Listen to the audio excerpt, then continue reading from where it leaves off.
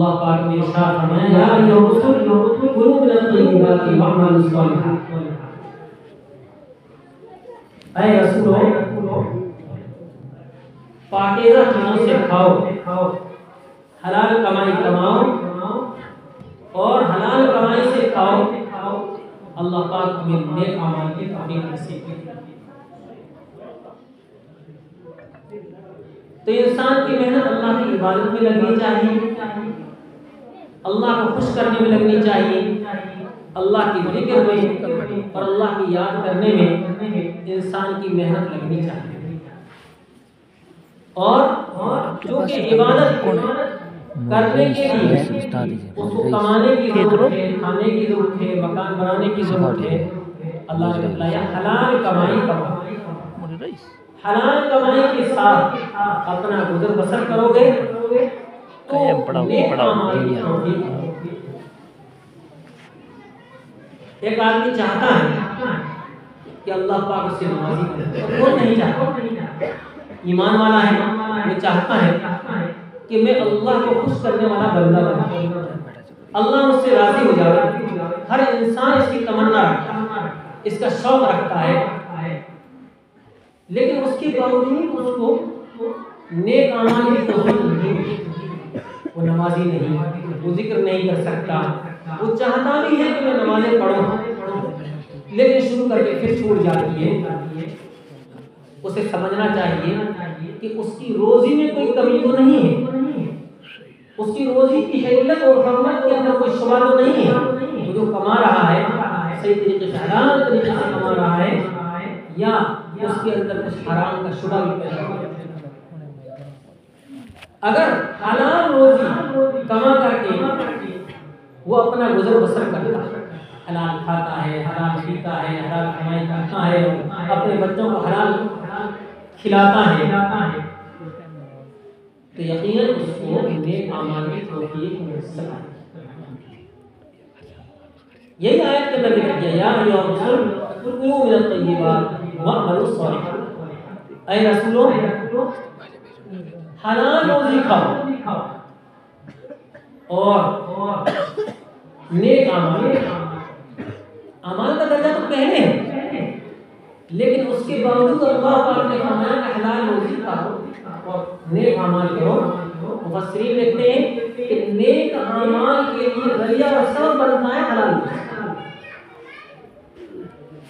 ان دو باتوں سے معلوم ہوا کہ انسان کی فطرت میں جو محنت اور مشقت اٹھانا رکھا گیا اس کا راستہ، اس کا میدان طے ہو گیا کہ اسے کس جگہ محنت لگانی ہے۔ اس کی محنت حلال کمائی میں، اس کی محنت اللہ کی عبادت کرنے میں، اللہ کو راضی کرنے کے اندر لگنی چاہیے۔ یہ دو چیزیں آئیں، انہی دو چیزوں سے انسان کی زندگی کے سارے مسائل حل ہوتے ہیں۔ اب حلال کمائی کی، اپنا گزر بسر حلال طریقے سے کیا، اس کے اندر مشقت اٹھائی، اس حلال کمانے پر اجر و ثواب، اس محنت اٹھانے پر اجر و ثواب۔ وہ جو کام کرتا ہے کھیت کے اندر، دکان کے اندر، کسی اور جگہ، اور اس لیے کہ اللہ کہہ رہے ہیں کہ حلال کماؤ اور حلال کھاؤ، جو کچھ وہ محنت کر رہا ہے وہ ساری محنت اس کے لیے اجر و ثواب۔ اللہ نے کہا محنت ہم نے انسان کی فطرت میں رکھی ہے، محنت کہاں کرے؟ حلال کمائے، وہی کمائے اس کی اجر و ثواب، وہی محنت کرنا، رات دن کام کاج کرنا اس کی اجر و ثواب ہے۔ اور اس کے ساتھ ساتھ اللہ پاک کی بات کرے گا، اس کے اندر اپنے آپ کو تھکا۔ اب جانتے ہیں تراویح کے 20 رکعت پڑھی جاتی ہے، قرآن شریف پڑھا جاتا ہے، تھک جاتا ہے۔ بوڑھے بزرگ ان کو حوصلہ طاقت ہے، ان کے اندر تڑپ اور فکر ہوتی ہے، وہ مکمل طریقے سے اس کے اندر محنت کر کے لگے رہتے ہیں۔ کچھ نوجوان جس کے لوگ کو آگے پیچھے ہونے لگتے ہیں، محنت اور مشقت اٹھانی پڑتی تب تو وہ تھک جاتے ہیں۔ محنت ہے، عبادت کے اندر بھی محنت ہے، مشقت ہے، ان دو چیزوں کے اندر آدمی اپنے آپ کو لگائے۔ اگر اس میں نہیں لگائے گا تو اس کی محنتیں دوسرے لوگ میں چلی جائیں۔ اس کی فطرت میں محنت تو ہے، اگر محنت کرے نہیں کرے گا تو اس کی فطرت اسے دوسرے رخ پہ ڈال دے، گناہوں میں ڈال دے. اب وہ گناہ کرنے کے اندر تھکے گا، گناہ کرنے کے اندر محنت مشقت کرے گا، وہ حرام کمانے کے اندر اور اس کے اندر وہ محنت اور مشقت کرے گا. وہ ایسے راستے اپنائے گا جس راستے سے اللہ ناراض ہو. تو انسان کی فطرت میں محنت کرنا ہے اور الحمدللہ ہر ایک محنت کرتا ہے، لیکن ہمیں یہ جانچنا ہے، ہمیں یہ پرکھنا ہے کہ ہماری محنت صحیح ٹھکانے لگ رہی نہیں. جس محنت سے اللہ راضی ہوتے ہیں اس جگہ ہماری محنت لگ رہی ہے یا محنت نہیں لگ رہی. یہی کچھ انسان کی فطرت ہے اور اللہ پاک اس کا تقاضا بھی کرتا ہے. اسی کے لیے اب وہ نیک اعمال کیا کرے گا؟ یہ مکاتب اور مدارس ہیں، اس کے اندر جو تعلیم دی جاتی ہے اس تعلیم کے اندر یہی ہے کہ اللہ نے ان کاموں کے کرنے کا حکم دیا، ان کاموں کو کریں گے، محنت اٹھائیں گے، مشقت اٹھائیں گے تو اللہ پاک راضی ہو جائے گا. ان مکتبوں میں یہی سب کچھ سکھایا جاتا ہے، ان مدرسوں میں یہی کچھ سکھایا جاتا ہے، جماعت میں لے جا کر کے یہی کچھ سکھایا جاتا ہے. یہ خانقاہیں جو اللہ ذکر کرایا جاتا ہے اس کے اندر بھی یہی کچھ سکھایا جاتا ہے. ان مکتبوں اور مدرسوں کے اندر یہ بھی سکھایا جاتا ہے کہ فلاں کام نہیں کرنا چاہیے، اگر فلاں کام کر لیا تو گناہ ہو جائے گا، اللہ پاک ناراض ہو جائے گا. چونکہ اس کے اندر کتابیں پڑھائی جاتی ہیں، مسائل سمجھائے جاتے ہیں، یہ حلال ہے یہ حرام ہے، اس حرام کو بتلایا جاتا ہے. یہ کام کرنا جائز ہے، یہ کام کرنا ناجائز ہے. جو کام کرنا جائز ہے اس کو تو کرنا ہے، اس کی اپنی محنت کو ٹھکانے لگانا ہے. جو کام ناجائز ہے اس کے لیے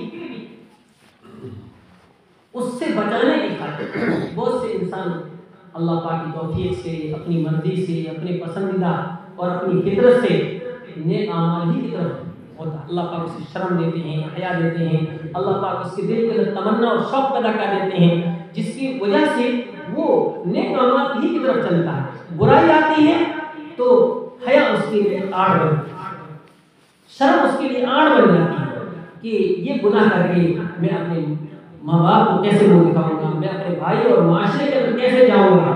تو وہ حیا اس کے لیے گناہ سے بچنے کا ذریعہ ہے.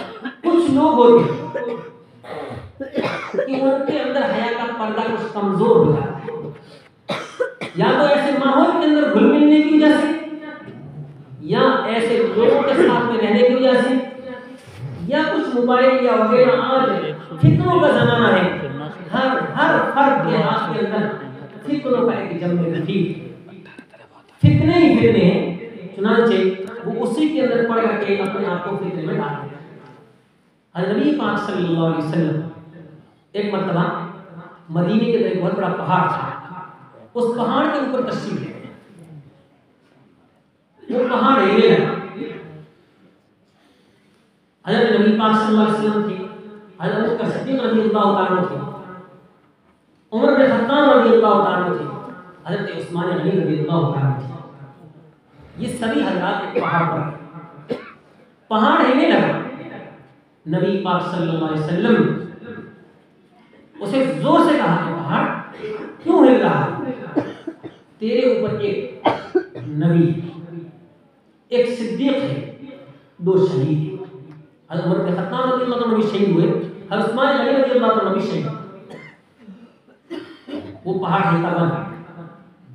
نبی پاک صلی اللہ علیہ وسلم نے فرمایا کہ دیکھو یہ مدینہ ہے، سامنے پوری بستی، اتنا اوپر پہاڑ کے اوپر جاتا ہے تو بستی چھوٹی سی نظر آتی ہے. آپ صلی اللہ علیہ وسلم نے فرمایا کہ دیکھو میں دیکھ رہا ہوں جیسے بارش کے قطرے کیسے ٹپکتے ہیں، بارش کی چھینٹیں کیسے ٹپک رہی ہیں، آسمان سے تمہارے اوپر فتنے ٹپک.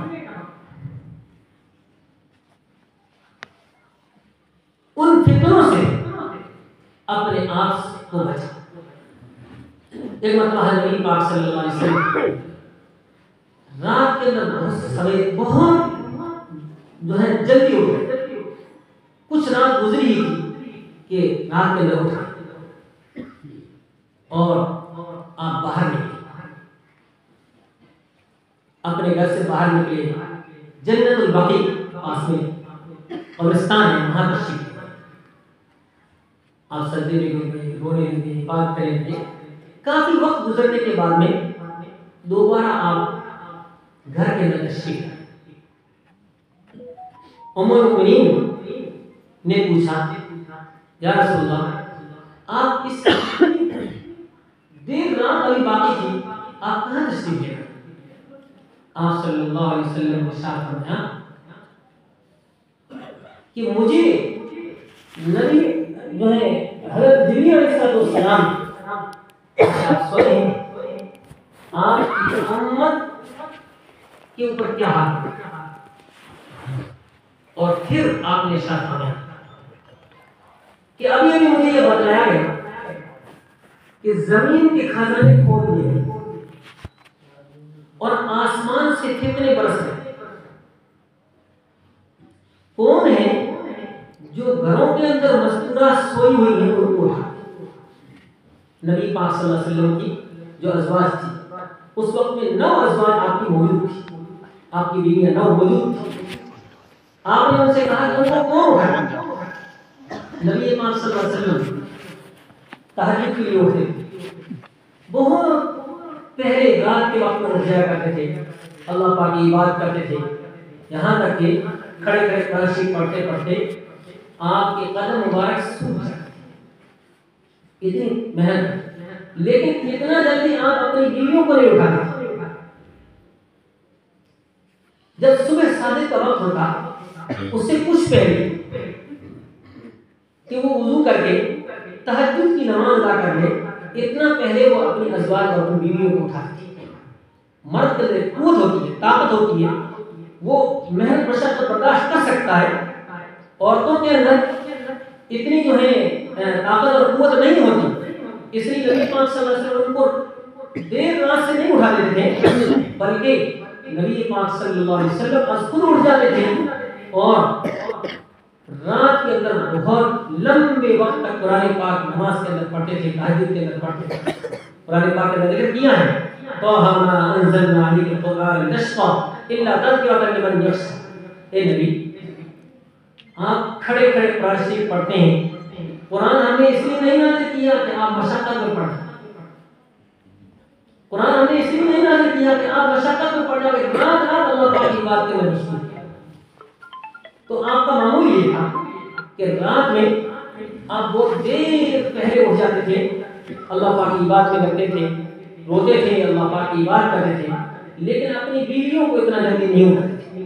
لیکن اس رات آپ نے دیر رات ہی کہہ دیا کہ کون ہے جو ان مستورات کو، ان عورتوں کو جو گھروں کے اندر سوئی ہوئی ان کو اٹھا،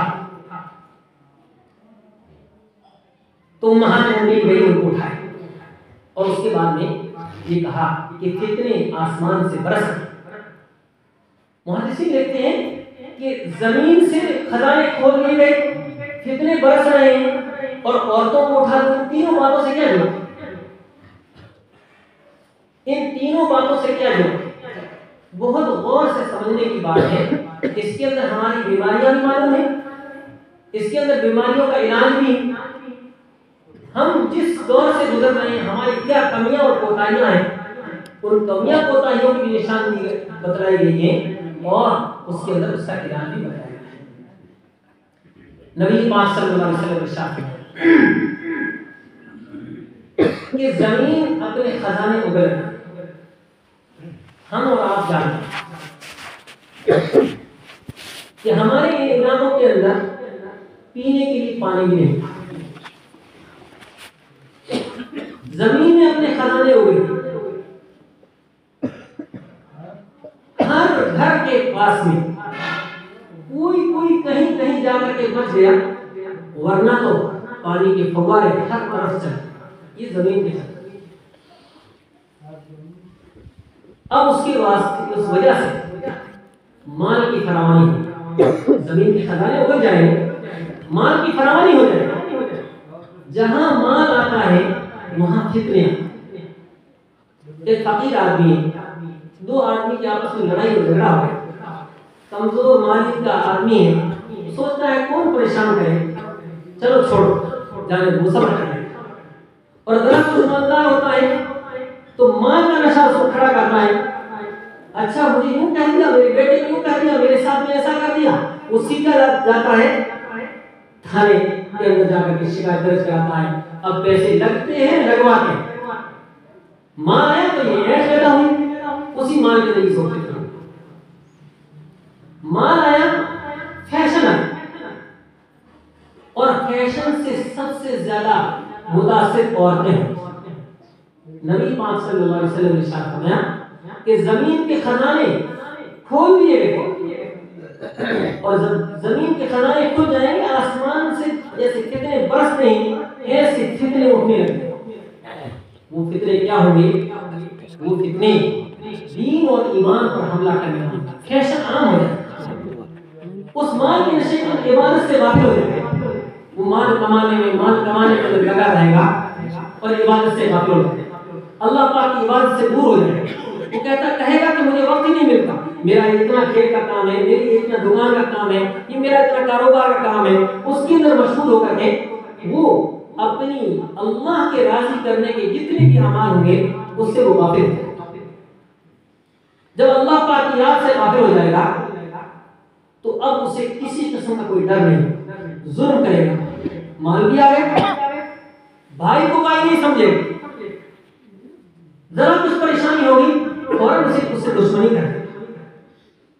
اس لیے کہ تھوڑا کچھ لین دین کے کمی ہو گئی اسی کو بہت کچھ سمجھنا. اللہ پاک کا خوف تو ہے نہیں، اللہ پاک کا خوف تو اللہ کے ذکر سے پیدا ہوتا ہے، اللہ پاک کا خوف تو نماز سے پیدا ہوتا ہے، اللہ پاک کا خوف تو اللہ پاک کی عبادت سے پیدا ہوتا ہے، اللہ پاک کا خوف تو اللہ پاک کے سامنے سجدہ کر کے رونے سے پیدا ہوتا ہے. اب اللہ پاک کا خوف تو اس کے دل کے اندر ہے، مال کی اینٹ بھی اس کے ساتھ میں موجود ہے. اب وہ کیا کرے گا؟ اب وہ ظلم و زیادتی گھر گھر خاندان دیکھیں گے، بھائی سے بڑا ہوا، رشتہ دار سے کٹا ہوا، وہ اس سے نہیں ملتا، وہ اس سے نہیں ملتا. وجہ کیا ہے؟ اللہ پاک کی عبادت سے دور ہو گئے. دلوں کو پسیجنے والے جو اعمال ہم کرتے ہیں ان اعمال سے ہم دور ہو گئے.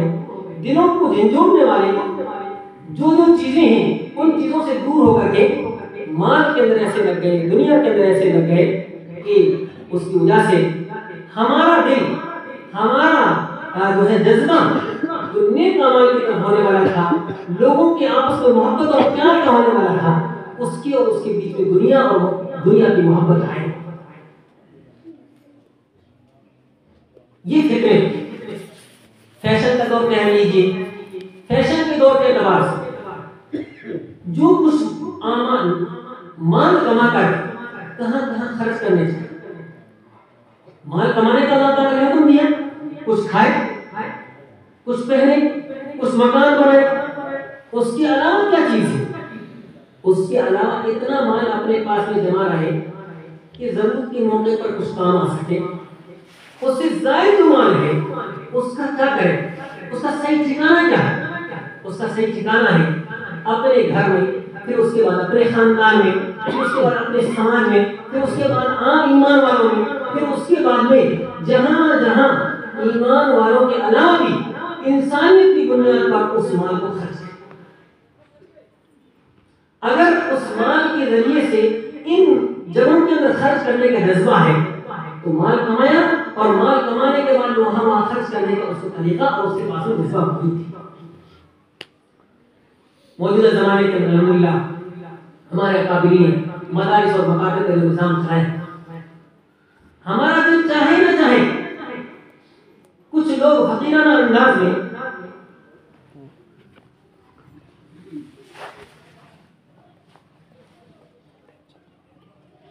تھیلی لے کر کے آئے اور آگے کہتے ہیں بھائی دے دو، اللہ کے راستے میں لگا رہا ہے، بھائی دے دو اللہ کے راستے میں. یوں کہتے رہتے ہیں کہ اتنے آ گئے 20 آ گئے 50 آ گئے.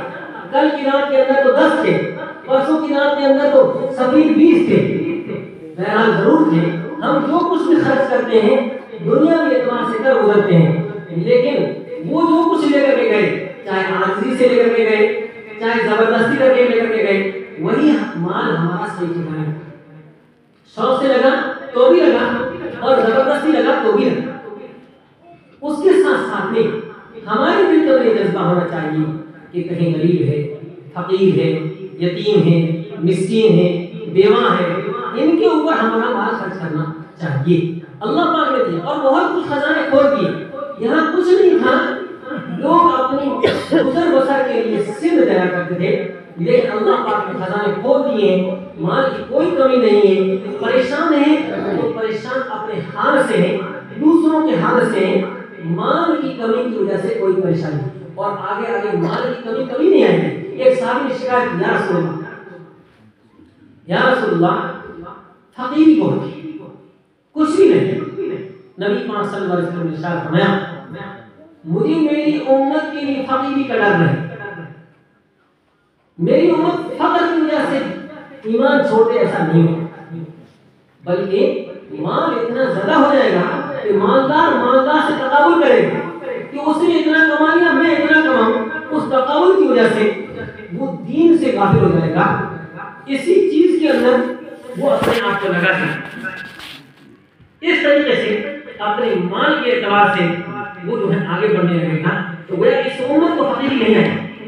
ایک حدیث کے اندر ہے کہ تم صدقہ کرو، اور اس کے ایک وقت آئے گا، اس وقت کے آنے سے پہلے کہ آدمی اپنی زکات اپنا مال لے کر کے جائے گا کہ بھائی صدقہ لے لے.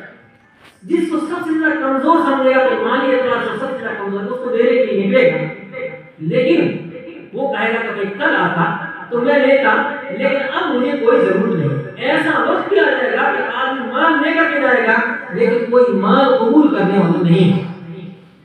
تو ہمیں ضرور اس بات کی کہ ہم اپنے معاملات کو جہاں جہاں اپنی اپنی جو ضروریات ہے فضولیات سے بچا کر، فضول چیزوں پہ ہمارا مال خرچ ہو رہا ہے، بیاہ شادی کے لیے خرچ ہو رہا ہے. پچھلے سال ایک دکان کے اندر بیٹھے ہوئے، شاید زیرہ بہت زیادہ ہوا ہوگا پچھلے سال اور اس کا بھاؤ بھی بہت زیادہ ہوا. تو ایک آدمی دکان کے اندر بتا رہا تھا کہ 20 کروڑ کا اس کا زیرہ ہوا. اب اس نے بتایا مجھے دکان پر مجھے آگے کے وہ آدمی بولتا ہے کہ اب 4 کروڑ کو میں جو ہے اپنی شادی کی فنکشن کے لگا رہا ہوں اور باقی جو مسئلہ ہوگا اپنے گھر کے اندر جو ضرورت کے لیے وہ اس نے ٹارگیٹ بنایا کہ 20 کروڑ مجھے جو ہے شادی کے لگا رہا. یہ چیز فضولیات کی. ہم جانتے ہیں کہ کہیں کم کہیں زیادہ اپنے خاندانوں کے اندر، اپنے سماج کے اندر، اپنے عام ایمان والوں کے اندر بہت زیادہ اس سلسلے کے اندر افراط و تفریط کا معاشرہ شکار ہے. بیاہ شادی کے اندر کم سے کم جو طریقہ اپنائیں اس طریقے سے ہم اپنے مال کو خرچ کریں گے اس سے ٹھکانے پہ لگے گا. نبی پاک صلی اللہ علیہ وسلم نے شادی میں خرچ، نکاح کے لیے خرچ کرنے کا کوئی طریقہ نہیں چھوڑا. ایسا آپ کا کوئی طریقہ نہیں نکاح کرنے کے وقت میں وہ جو ہے مال خرچ، بلکہ نکاح کے دوسرے دن جب نکاح ہو گیا اب دعوت ہے. ہماری دعوتیں پہلے سے چلتی ہیں، نکاح سے پہلے سے ہماری دعوتیں چلتی ہیں. یہ نبی کا طریقہ نہیں. ولی اور جو ہے دو آدمی مل کر کے نکاح کریں، نکاح کرنے کے بعد اس نکاح کا اعلان کریں. اب دعوت چلا کہ ولی نہیں کرنا ہے. اب اسی جگہ جو کچھ بھی ہماری ضرورت کے پروگرام ہو سکتے ہیں وہ ولیمے کے موقع پر ہو سکتے ہیں. بہت رشتہ دار آ سکتے ہیں کہ ہمارے جنم ہوتا ہے، ہمارے مہمان آتے ہیں، رشتہ دار آتے ہیں، مائیں آتا ہے، فلان آتے ہیں، یہ سب کچھ ہوتے ہیں. تو 3 4 دن تک کھانے چلتے ہیں. یہ سب بس اسی فضولیات کے اندر جاتے ہیں. نبی پاک صلی اللہ علیہ وسلم کا طریقہ یہ ہے کہ نکاح کیا جائے گواہوں کی موجودگی کے اندر اور اس کے بعد میں دعوت چلائی جائے اور دوسرے دن دعوت جو ہے دے کر کے لوگوں کو جمع کر کے کھانا کھلائیں. یہ طریقہ نبی پاک صلی اللہ علیہ وسلم کا ہے. اب اس طریقے کو ہم کتنا لے سکتے ہیں اپنے اپنے معاشرے اپنے سماج کے اعتبار سے سوچ سکتا ہے کہ ہم آسانی کے ساتھ اس کو سنت کے مطابق کتنا کر سکتے ہیں. وہ بیٹھ کر مشورہ کیا جائے اور ایسی محنتیں الحمدللہ چلتی ہیں، ایسی ترتیبیں چلتی ہیں. عورتیں بھی اس سلسلے کے اندر بہت زیادہ فضولیات کا ذریعہ بن جاتی ہیں. عورتیں ٹارگیٹ بناتی ہیں، مستورات ٹارگیٹ بناتی ہیں کہ ہماری بہنوں کے لیے اتنا جو ہے خرچ ہونا چاہیے، ہمارے رشتہ داروں کے لیے اتنا ہونا چاہیے، مستورات کے فلاں کپڑے ہونے چاہیے. گویا کہ عورت تو ہے ہی، جیسا کہ میں نے روایت میں بتایا کہ فیشن کا جو بھی ذریعہ چلا ہے وہ عورتوں سے چلا، اور عورتوں کے اندر جب فیشنیں آتی ہیں تو بد نظریاں زیادہ ہوتی ہے، گناہ زیادہ ہوتے ہیں اور ہوتے ہوتے معاشرہ گناہوں کا شکار ہو جاتا ہے. عورتوں کو ایسی فضولیات جو فیشن کے ذریعے سے ہیں اس سے بہت بچنا چاہیے. جہاں اس قسم کی فضولیات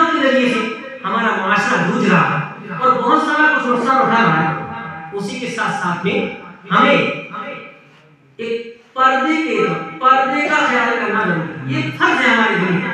جیسے نماز فرض ہے ایسے ہی پردہ ہمارے اوپر فرض ہے. پردے کو ہم نے اتنا سمجھا ہے کہ برقع پہن لیا, عورتوں نے برقع پہن لیا, مرد کے لیے کوئی ضروری نہیں. جیسے عورت کے لیے پردہ ضروری ایسے مرد کے لیے بھی پردہ ضروری ہے. مرد کا پردہ کیا ہے, عورت کا پردہ کیا ہے, دونوں کا پردہ الگ الگ ہے. مرد کا پردہ یہ اپنی نظر نیچی رکھے, اپنی نظر نیچی رکھے.